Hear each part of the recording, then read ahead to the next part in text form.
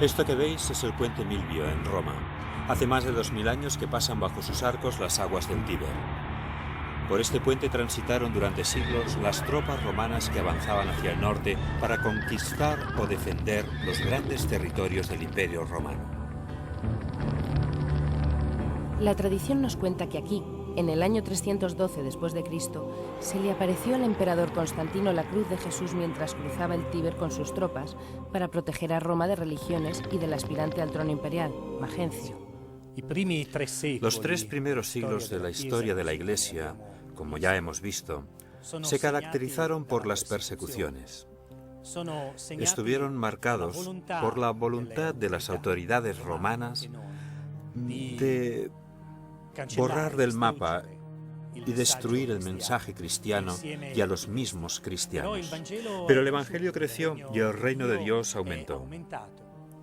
La aparición de la cruz en el año 312, antes de la batalla que Constantino estaba preparando contra sus adversarios, le lleva a hacer poner en los escudos de sus soldados la cruz. Vence en la batalla y unifica el imperio. Y con el edicto del año 313, la religión cristiana es acogida dentro del imperio. Y entonces, muchos lugares de culto, como las catacumbas, los cementerios y las primeras iglesias que se encontraban dentro de las propias casas de los fieles, pueden salir a la luz. Estos lugares pueden convertirse en lugar de encuentro, donde la fe de los cristianos celebra en común la Eucaristía.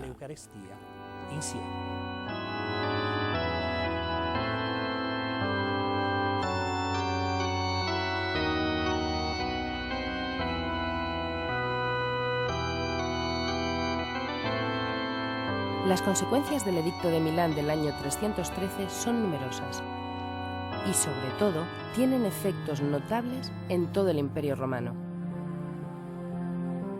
En primer lugar, en el Imperio de Occidente, gobernado por Constantino. Y unos años después, también en el de Oriente, gobernado por Licinio.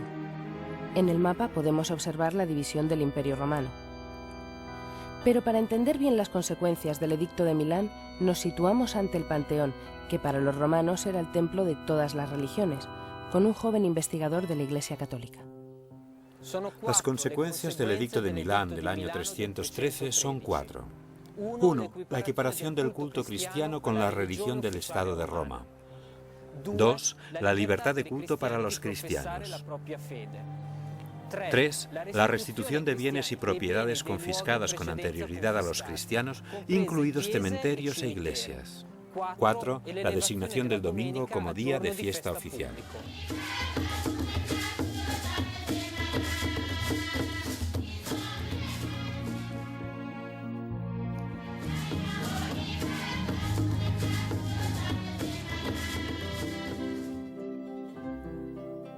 Será necesario que pasen algunos siglos más para la total difusión del Evangelio entre todos los pueblos, primero de Europa, luego por todo el mundo actual. Unos años después del edicto, en el año 324, Constantino vence al emperador de Oriente, Licinio, y se convierte en señor absoluto del que depende todo el imperio. Y aunque sigamos recordando a los mártires y las catacumbas, desde ese momento la Iglesia puede manifestarse abiertamente por primera vez.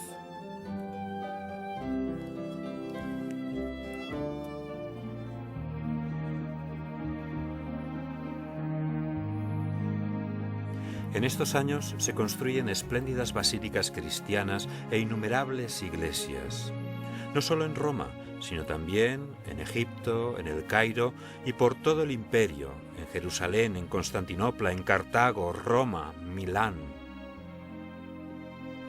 Se abandonan muchos cultos de la tradición pagana y el mismo Constantino, emperador y jefe supremo de la religión tradicional romana, rechaza su celebración.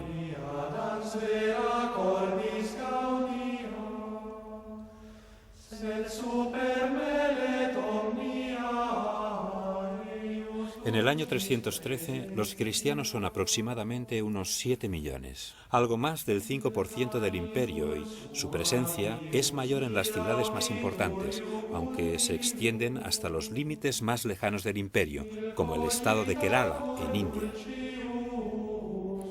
Hoy como ayer, los cristianos reciben los sacramentos de manos de los sacerdotes.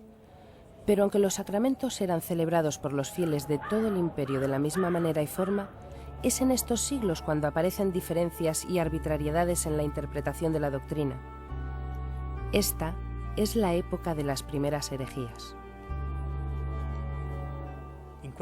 En este capítulo de la historia de la Iglesia, oiremos hablar a menudo de herejía. Pero, ¿qué es la herejía?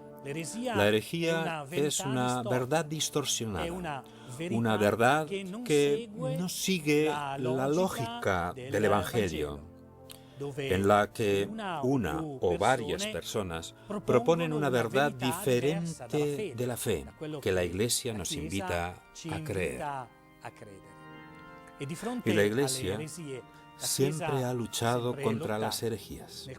En el siglo IV se desarrolla una de las herejías más peligrosas, surgida de las palabras de un cura, Arrio, que mantenía que Jesucristo no es hombre y Dios, sino una criatura, aunque sea la primera criatura, pero diferente de Dios. De este modo, Arrio y su herejía se extienden por toda Europa. Y ante esta propagación, la Iglesia no puede hacer otra cosa que pedir ayuda al gobierno imperial, a Constantino. En el año 325 se convoca en Nicea el primer gran concilio de la historia de la Iglesia. Es el primer gran concilio en el que participan todos los obispos de la cristiandad, los cuales reafirman la verdad única.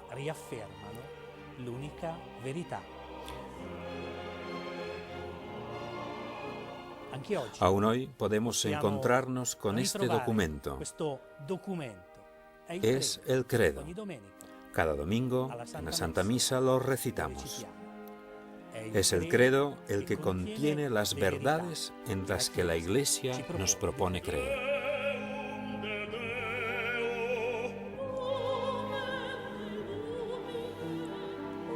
Y si en esta época la Iglesia debe enfrentarse al problema de las herejías, en el desierto entre Egipto y Siria hay personas que se retiran para vivir una vida completamente aislada buscando a Dios. En estos desiertos nacen las primeras formas de monacato, las que de alguna manera, aunque en diferente medida, podemos ver en este convento de cartujos que aquí, en Serra San Bruno, pasan sus días y sus noches como los primeros ermitaños que vivían en el desierto. En efecto, a partir de finales del siglo III, algunos católicos comprenden que para ellos, seguir hasta el final el mandato del Evangelio que dice: si quieres ser perfecto, ve, vende todo lo que tienes, entrégalo a los pobres y tendrás un tesoro en el cielo. Luego ven y sígueme. Significa dejar el trabajo, carrera, seguridad económica, abandonar a la familia para retirarse a vivir en la más absoluta soledad. Esta vida ejemplar, que tiene como punto de partida a los antiguos anacoretas, se desarrolla en un principio en 4 regiones de Oriente, para luego proseguir su desarrollo fundamental en Occidente, con la fundación de las grandes órdenes religiosas monásticas que aún hoy en día enseñan a vivir con el trabajo y la oración, siguiendo en todo y para todo las enseñanzas de Jesús. Los cartujos son monjes que siguen el ejemplo de San Bruno. Nuestro fundador vivió hace más de 9 siglos. Comenzó su experiencia monástica en Francia, para luego acabar sus días aquí, en Serra San Bruno, donde estamos nosotros. Se pensaba que había creado una nueva forma de vida monástica totalmente original. En realidad, se inspiró en la vida de los primeros monjes, aquellos que vivieron en Egipto alrededor del siglo III. Es una vida casi de eremita, de ermitaños. La vida de ermitaño es cuando se vive totalmente solo. Y luego está la vida del cenobio, cuando los monjes viven en comunidad. La vida de San Bruno y nuestra vida actual son casi eremitas, una mezcla de vida solitaria y vida solidaria. Y esta era también la experiencia de los primeros monjes, porque eran muy pocos los que vivían completamente solos. En realidad vivían juntos, es decir, había siempre un maestro, un Abba, como decían ellos, un padre con sus discípulos. Tenían mucho aislamiento, es decir, estaban en soledad para la oración, pero como nosotros. Los cartujos tenemos también una vida comunitaria que permite completar aquello que la vida en soledad no puede proporcionar.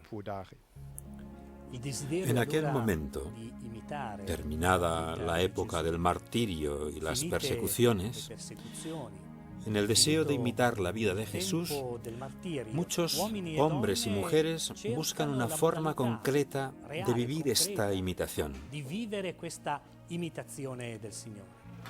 Entonces nacen lugares donde hombres y mujeres se retiran para estar en soledad, en contemplación, tras haber vendido todo,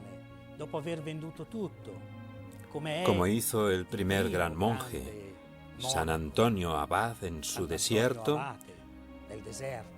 tan conocido por los agricultores.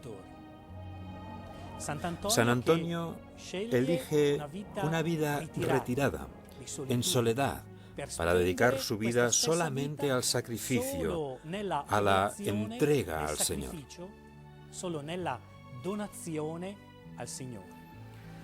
Pero tras él hay una multitud de solitarios o de personas que viven una vida comunitaria como la pensó, en su genialidad cristiana, San Pacomio. Congregó a estos hombres que deseaban entregar su vida al Señor a través de la virginidad, la contemplación y la oración en un cenobio, lo que significa estar juntos en unidad, orando, comiendo, trabajando, riendo juntos. Pero no se detuvo aquí. Recorrió los caminos del mundo llegando hasta Occidente. Y aquí encontró a San Martín de Tours, que se convirtió en el gran realizador de la vida monástica, de la primera gran vida monástica en la Europa occidental. De San Martín recordamos todos su generosidad al partir en dos el manto para dárselo a los pobres. Así pues, soledad, contemplación, vida en Jesús, pero también entrega a los pobres.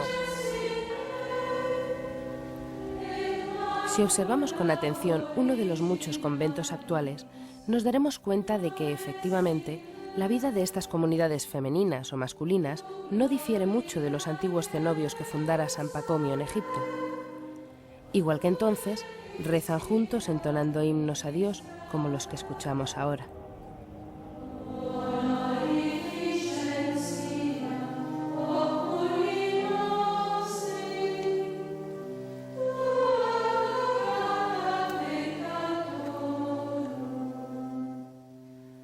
Igual que entonces hacían los miembros de los cenobios de San Pacomio, comen juntos aprovechando lo que ellos mismos han cultivado y realizado con su propio trabajo.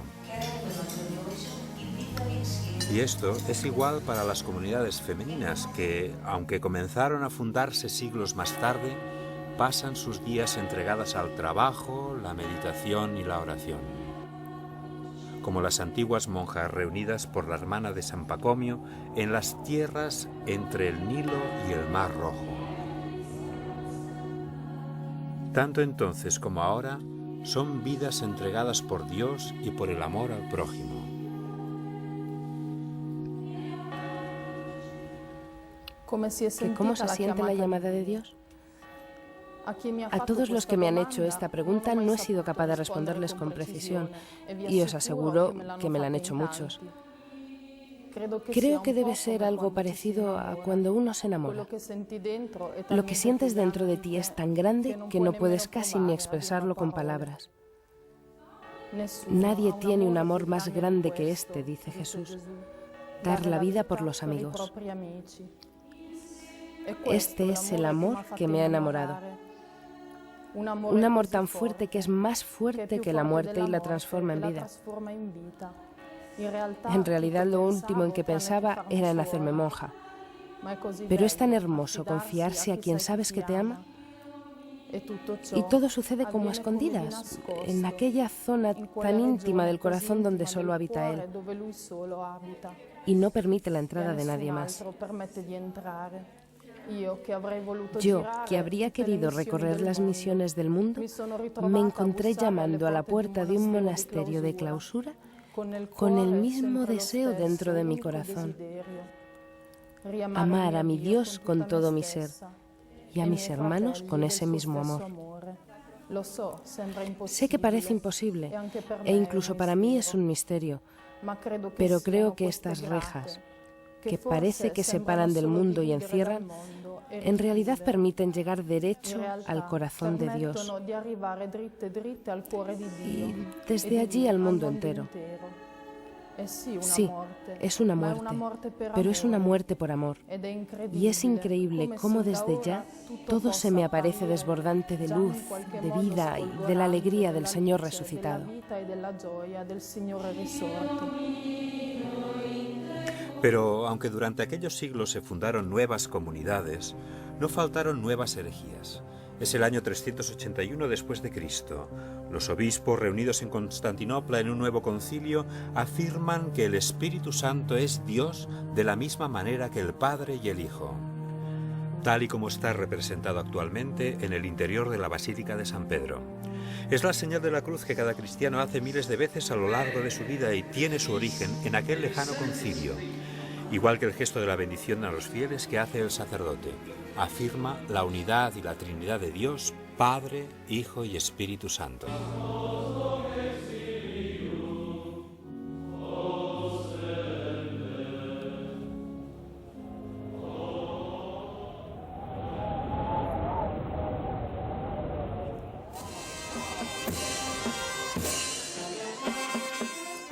Por su parte, las procesiones que por todo el mundo siguen a las imágenes de la Madre de Dios nos recuerdan el dogma del Concilio de Éfeso del año 431. Concilio en el que los obispos y el pueblo de Dios reconocen en María a la Madre de Jesús, la Madre de Dios hecho hombre, crucificado y resucitado al tercer día para la salvación de todos nosotros. En aquel concilio es donde las palabras de cantos como el Salve Regina encontrarán su razón definitiva de ser. Palabras que por otra parte están profundamente enraizadas tanto ayer como hoy en la piedad popular, llena del amor del Hijo por su madre. Desde aquel concilio, el pueblo de Dios no ha dejado de erigir en su honor basílicas y santuarios. Es cierto que Madre de Dios es un término familiar que empleamos a menudo invocando a la Virgen María. Pero, pensándolo bien, Madre de Dios es una denominación desconcertante. ¿Cómo se puede ser madre y además de Dios? Incluso en aquel tiempo hubo un monje que la rechazó, Eutiques, y dijo que Jesús no podía ser Dios, no podía ser un verdadero hombre. Entonces, el Papa León Magno convocó un concilio en Calcedonia en el año 451. En este concilio se fijó e introdujo en la profesión de fe, en el símbolo que cada domingo, en el credo que cada domingo profesamos en la misa, que Jesucristo es verdadero Dios y verdadero hombre. Un gran ejemplo del amor hacia María es la Basílica de Santa María la Mayor en Roma, mandada construir por aquel Papa, Sixto III, que en el lejano año 431 convocó el Concilio de Éfeso. En él se definió el dogma de María, Madre de Dios, que permanece como verdad de fe para todos los creyentes católicos. Precisamente por ello, ya entonces se quiso relatar y honrar, por medio de una magnífica serie de mosaicos, de forma grandiosa, a la Virgen María. El gran mosaico del ábside, que representa a María coronada por Jesús, aunque fue realizado a finales del siglo XIII, muestra claramente la devoción que la Iglesia ha tributado a María Santísima, Madre de Dios, desde sus orígenes. Los caminos de la antigua Roma se convirtieron, pues, en los caminos misioneros de la fe católica en todas las direcciones, como veremos en el siguiente capítulo.